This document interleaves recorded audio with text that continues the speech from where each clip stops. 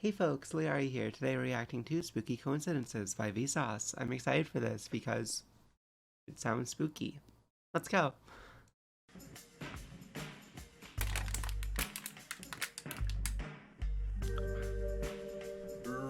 Lagiem? Sosif? Yeah! Hi! Vsauce, Michael here.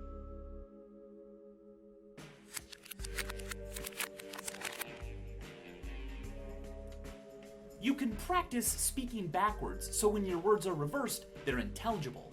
But here's something else that is weird.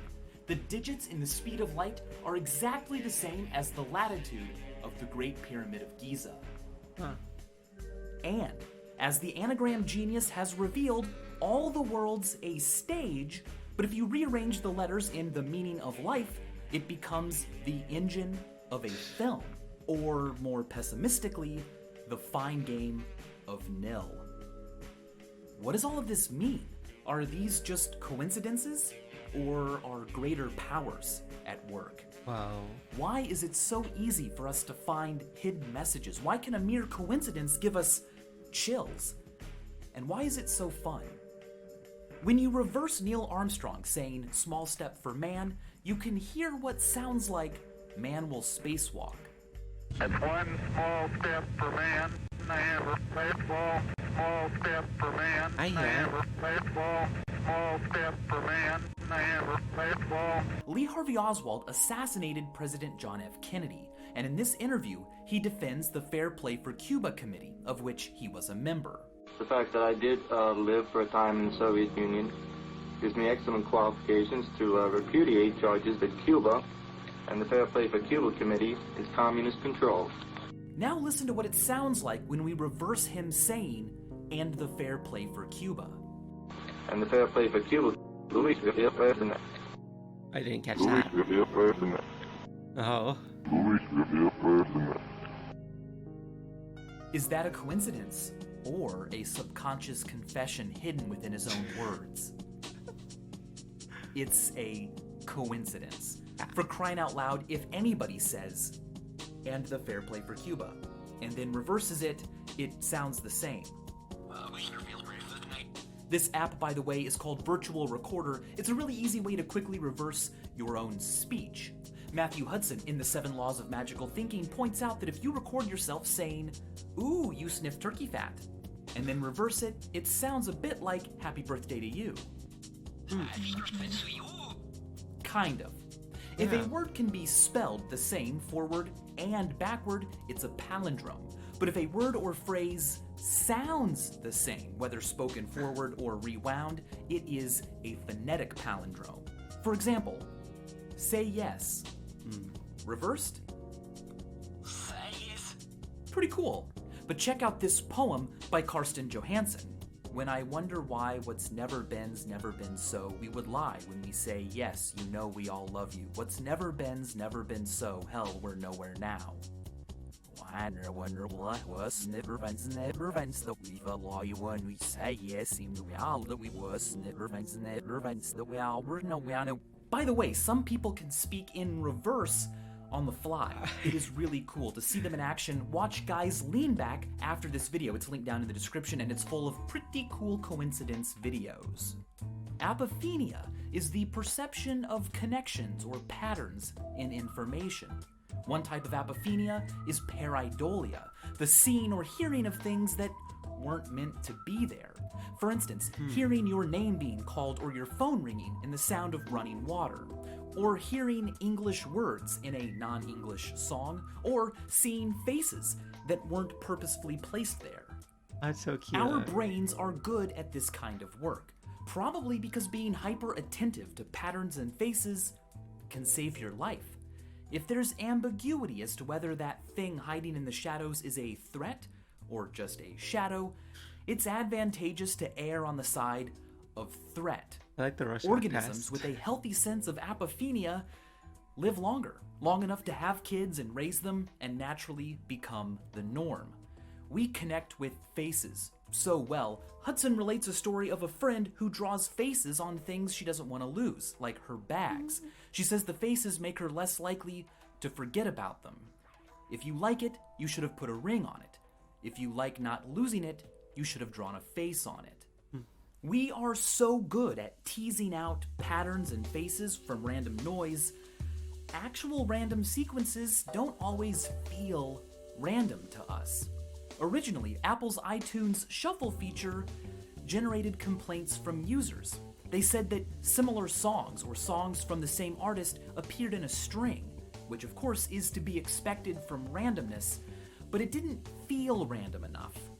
So, Apple introduced a smart shuffle that avoided totally random sequences that nonetheless didn't seem random to our pattern-loving brains. I hate Spotify's shuffle. I feel like it's so bad. It doesn't even go through like the whole playlist if the playlist is long enough. At least it used to. I haven't used it in a bit, but very annoying. As Steve Jobs explained, we're making it less random to make it feel more random. Our impressive ability to imagine patterns also expresses itself when it comes to connecting songs and moving images. This dancing Spider-Man animation will famously sync up with any music you play. Try it. What kind of black magic is going on here? Well, as it turns out, most of it is in our heads.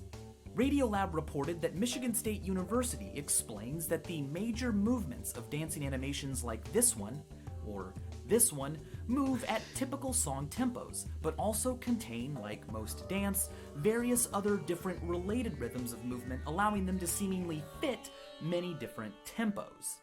Selection bias helps a lot too. We fall prey to this when we reject all the times the animation doesn't really sync up, focusing instead on the more surprising times when it does.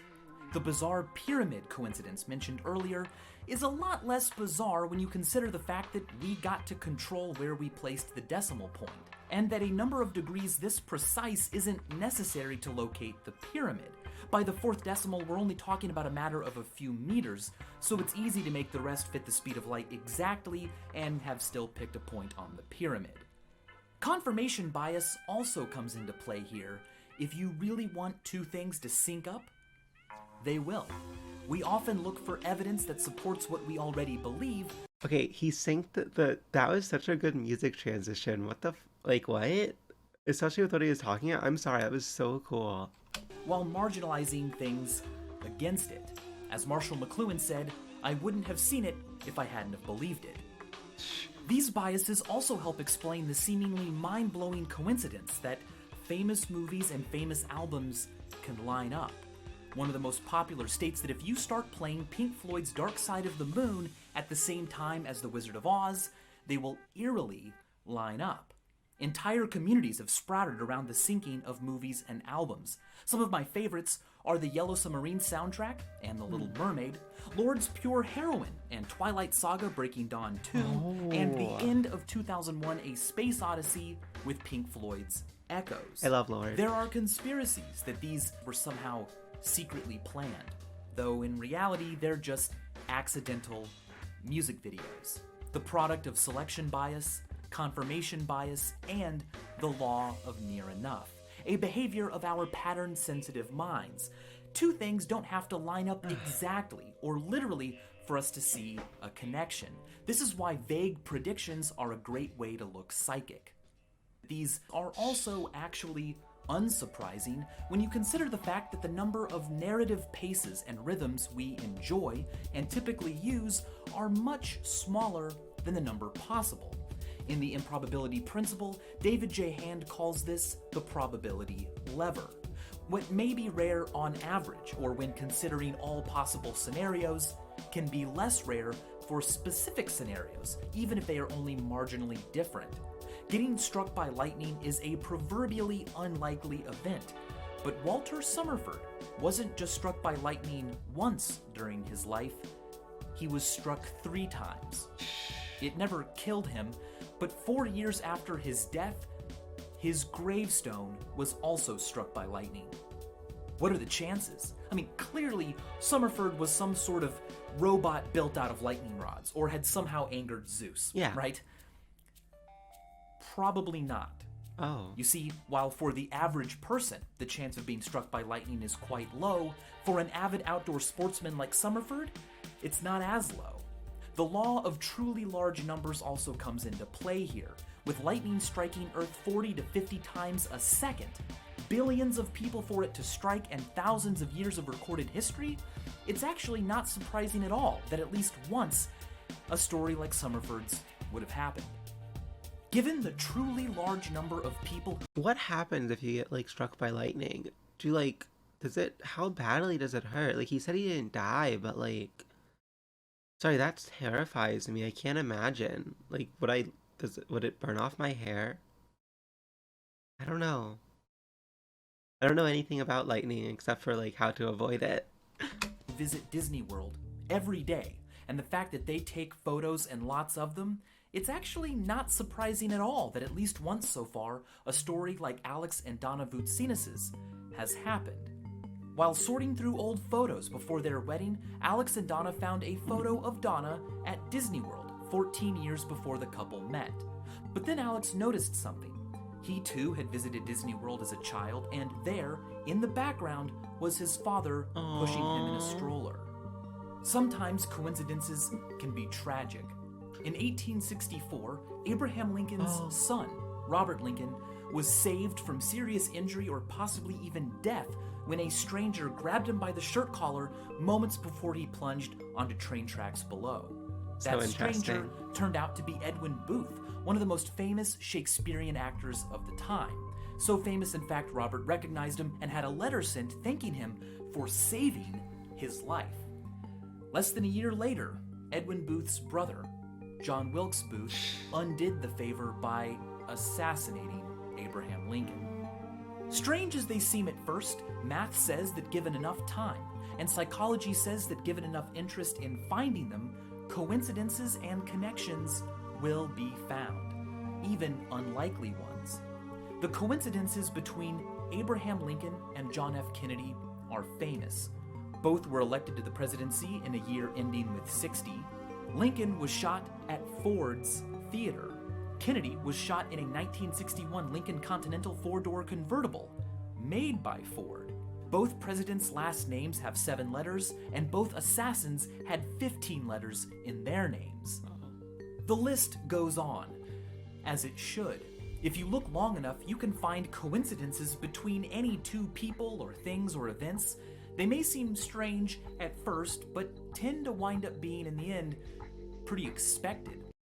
This is something like related to this, and there's an XKCD comic about this, is like every presidential election, there's never been a president who X, and like it's another thing gets disproven every single presidential election, because there's like only so many elections in the first place. You can definitely hyperfixate on like specific details that show who can never be president, but they're not true. And there's obviously other things that are more like noteworthy, but like random, like overly specific things, yeah. For just one example, name length isn't that wildly variable. 7-letter names are pretty common. Lincoln, Kennedy, Michael, Stevens.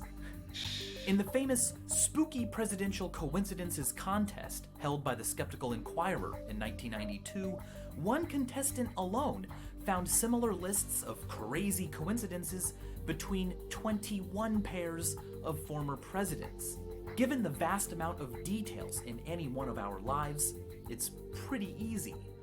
This quirk can be exploited to almost comedic heights when it comes to overanalyzing.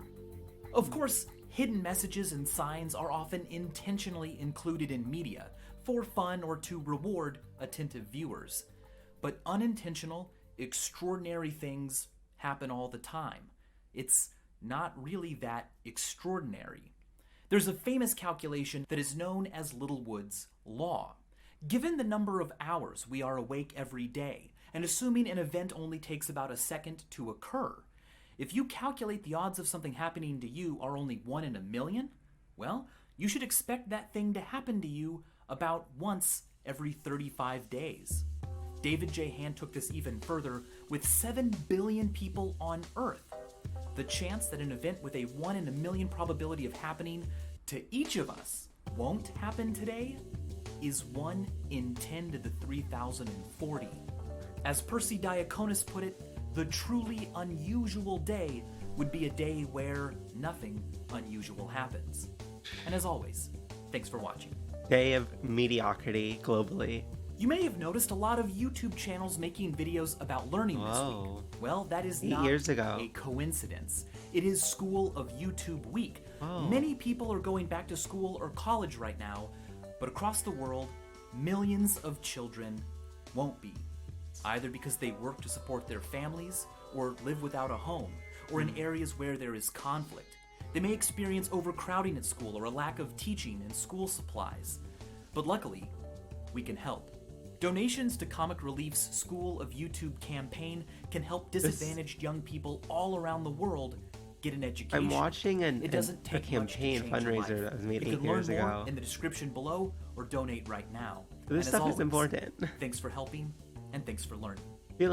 I wonder where does that link go to now? Do they redirect it somewhere else? Also, we have to watch the ending. I forgot. Oh, I'm pretty sure that wasn't there in some other videos I saw. Okay, I don't remember the name of the game, but I played it before. Okay, I really want to know. Did they update this link? Aww. Understandable. It is literally 8 years ago, and you can still see the rest of the stuff on their site. Alright, that was a really nice video. I enjoyed it. Plot twist. He was speaking backwards the entire time. Would have been cool if he just added another 14 minutes of the entire video reversed, you know? Would have cratered his watch time, but who cares? I've been avoiding this video since I was young, because I didn't want to scare myself finally watching it. Oh my god, that's so cute. The way he crushed that can and then uncrushed it while staring at your soul, it honestly seems like a threat. Not a warning, a threat. If you really want two things to sync up, they will. Perfectly timed beat drop. Notice that. A pretty spooky coincidence is when you're talking to people at your table during lunch and suddenly the entire lunchroom gets quiet at the exact same time. It's so cute. I remember those moments. When you're talking loudly to kind of get over the noise of the cafeteria too, and then everything just goes silent but you're still talking. Yikes. I stumbled upon this video back when I was 12. It's been almost 8 years, and I still come back to this video about once a year. I'll always be thankful for everything Michael has taught me. Here's to more years of knowledge. That's cute. Most serial killers had the same number of lungs. Wow. I love the running over ridiculous amount of tabs joke that Vsauce does. The first clip isn't in reverse. Michael is actually hiding his power to reconstruct monster energy cans. That seems legit. Alright, thank you so much for watching, folks. I hope you have a great rest of your day. Bye! Hey folks, thank you so much for watching. Remember to like the video, subscribe on YouTube, follow on Twitch, and have a great rest of your day. Bye!